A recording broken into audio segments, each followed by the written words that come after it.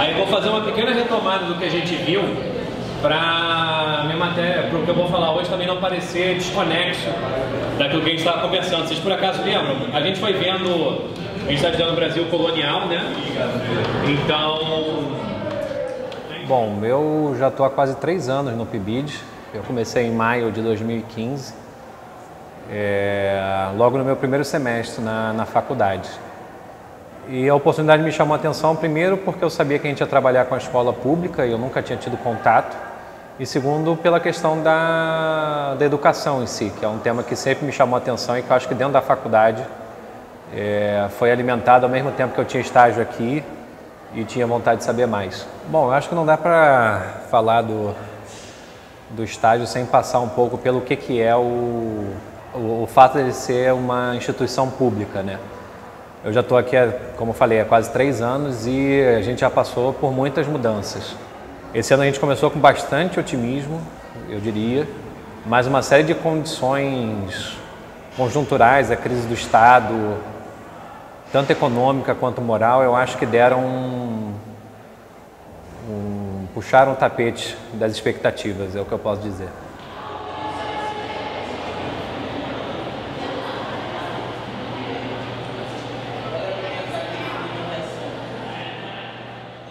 Então, o ano passado teve uma especificidade, né, com os bolsistas, que foi o trabalho com biografias. Então, a gente pensou em como entrar em contato com a história a partir de personagens que não necessariamente são muito vistos em sala de aula ou aparecem muito en passant nos livros didáticos quando aparecem, enfim.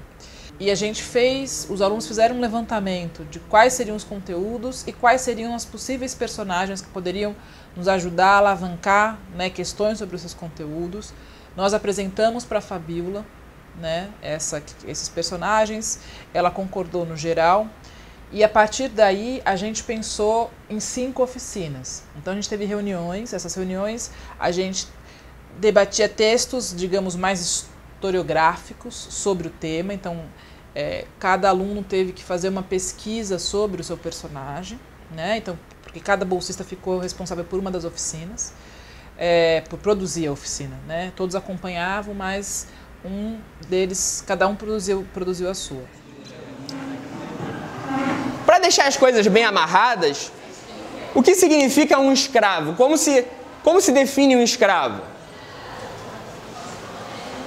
Agora eu queria que vocês tentassem participar um pouco. Levanta a mão quem quiser falar. Como você define o que é o escravo, o conceito de um escravo? Oi? Pode falar. Uma pessoa que trabalha, mas não recebe por aquilo. Uma pessoa que trabalha, mas não recebe. Então, uma das características do escravo é que ele não está sendo remunerado pelo trabalho dele. Como a gente está num ambiente como a FGV, que é um ambiente que tem toda a estrutura do mundo, que tem professores muito bons e que a gente não carece de problemas estruturais graves, a gente não tem a noção do que é a realidade de uma escola pública. Então, tendo passado um ano aqui no PIBID, a gente pôde acompanhar não só a parte, digamos, mais interessante ou mais divertida, que é o preparamento de uma atividade, as reuniões para decidir como é que vão ser as aulas, como é que vai ser o planejamento de curso, as leituras e as discussões sobre essas leituras, como a gente pôde observar também todas as dificuldades pelas quais a escola pública, essa escola em particular, passa, pelas quais os alunos e os professores passam, de tal forma que eu acho que quando eu for professor de uma escola pública ou de uma escola particular, eu vou ter mais instrumentos, eu vou ter mais ferramentas para lidar com essas questões do dia a dia, e não só as ferramentas teóricas, reflexivas, que a faculdade é capaz de proporcionar. Bom, tenho ensino médio em escola pública e muito tempo eu experimentei esse processo de uma escolaridade no Estado e vivenciei todas as falhas, todas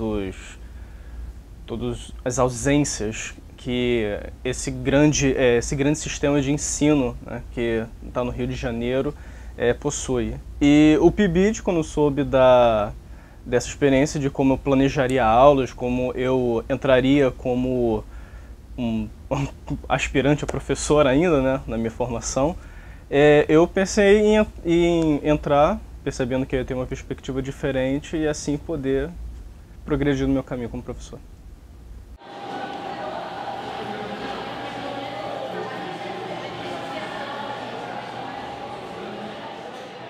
assim, todos os professores acolhem bem o PIBID, né? Porque é uma forma de estar sempre estudando com os meninos, né? Com as meninas da universidade, a gente revê, né? Consegue se ver, né? É bom a gente se observar dando aula e nada melhor que alguém olhando, né? E a gente conversando sobre isso.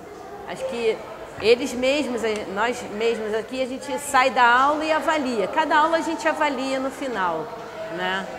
E é sempre muito interessante isso, porque a gente vai se observando, né?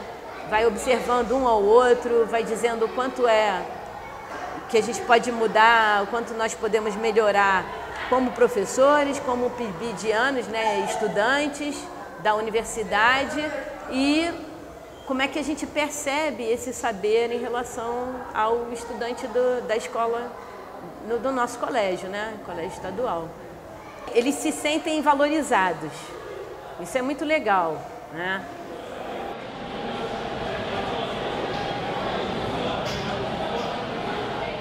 Eu acho que todas as experiências, de certa forma, foram marcantes, mas teve uma específica, a gente montou uma atividade sobre cidadania e escola e prisão, então a gente levou fotos de escolas de prisão sem dizer se elas eram escolas ou prisões e pedia que os alunos dissessem qual dos dois era e dessem um porquê de qual dos dois era. Então, nós tivemos respostas muito inesperadas, tipo, meu tio está preso. Então, são coisas que marcam a gente porque são coisas que saem daquilo que a gente imaginou, daquele campo de possibilidades que a gente imaginou que poderia ter, para uma vivência muito real daquilo. Então, quando alguém falava algo do tipo, eles tinham uma resposta muito mais densa do que qual era a diferença entre escola de prisão, ou até mesmo confundia, porque muitas escolas no mundo parecem prisões e muitas prisões acabam parecendo escolas por serem prisões mais humanitárias e não prisões de massa. Então, essa atividade foi muito produtiva, foi muito interessante, acho que foi a que mais marcou mesmo, assim, de participação dos alunos, de interesse, dessas respostas que a gente não esperava, de novas visões que eles traziam também para o campo. Então, essa foi particularmente a que eu mais gostei, mas todas foram muito interessantes também. Eu acho que o que deixa a desejar mesmo é aquilo que a gente sempre fala, da falta de estrutura e de condição de trabalho, né? Falta de estrutura que eu digo, às vezes, esse ano mesmo a gente deixou de ter aula por conta da falta de água, às vezes não se consegue fazer uma excursão por falta de verba, então... Mas sempre dá-se um contorno, sempre dá-se um jeito de chegar a uma outra coisa que possa levar à mesma experiência enriquecedora. Então, eu acho que mais do que me preparar como professor, me preparou como ser humano, porque eu tive em contato, volto a repetir isso porque é muito marcante para mim, com uma realidade que eu não cresci com. Então, eu acho que às vezes o que falta para o nosso diálogo, para nossa vida em sociedade é pensar que existe um mundo que é muito diferente do nosso e que se a gente não tiver contato, a gente não tem... talvez não tenha a menor ideia e fica preso a uma discussão superficial ou então uma impressão superficial. Então acho que mais do que professor, a experiência do PIBID me forma como um ser humano e com vontade de melhorar todas essas deficiências que a gente tem no sentido de, acho que no principal, materialmente.